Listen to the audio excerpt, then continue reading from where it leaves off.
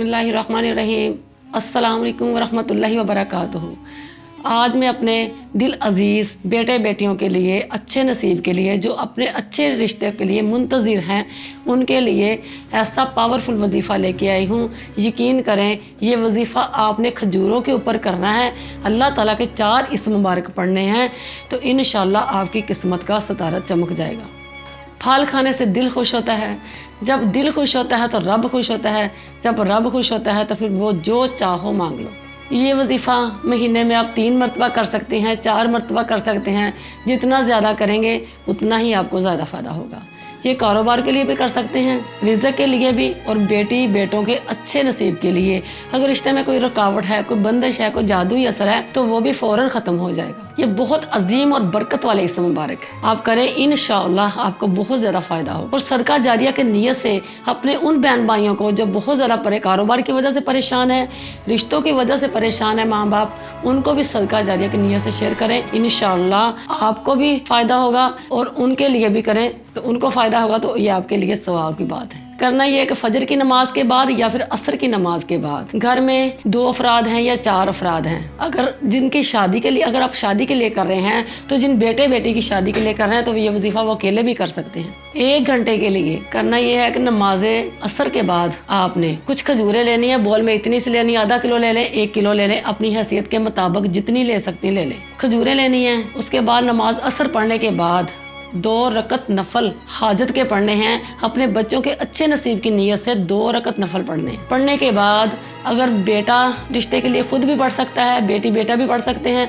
अगर वो नहीं बच्चे पढ़ सकते तो वालिदैन भी कर सकते हैं, कोई भी घर में कर सकता है। इस नीयत से, अगर रिज़्क़ की नीयत से करना है तो रिज़्क़ की नीयत से करें, अगर बेटे की नसीब के लिए करना चाहते हैं तो अच्छे नसीब के लिए करें। नीयत कर लें। पहले नीयत करके नमाज असर के बाद अव्वल आखिर दुरूद इब्राहिम के साथ उन खजूरों के ऊपर पढ़ना है। 1 घंटे तक आपने पढ़ना है। या अल्लाह या बासितु, या अल्लाह या फताहु, या अल्लाह या रऊफ़ु, या अल्लाह या लतीफ़ु। पढ़ने के बाद उनमें से चंद खजूरें, कुछ खजूरें घर वालों को तकसीम कर दें, अपने घर में दे दें। उसके बाद उन खजूरों को अच्छी तरह छपा कर, इस तरह छपा कर के दाएं हाथ से आपने सदका करना है और बाएं हाथ को खबर ना हो, इस तरह सदका छुपा कर देना है, इसलिए कि वो सदका आपका बहुत जल्द आपका वो सदका लग जाएगा और उसका रिजल्ट भी आपको जल्दी मिलेगा। इस तरह इसको सदका करना है। हुज़ूर अलैहिस्सलाम का फरमान मुबारक है, सदका दो चाहे 1 खजूर ही क्यों ना हो। हज़रत दाऊद अलैहिस्सलाम ने अल्लाह से अर्ज़ की, या अल्लाह पाक, मैं मीज़ान अमल देखना चाहता हूँ।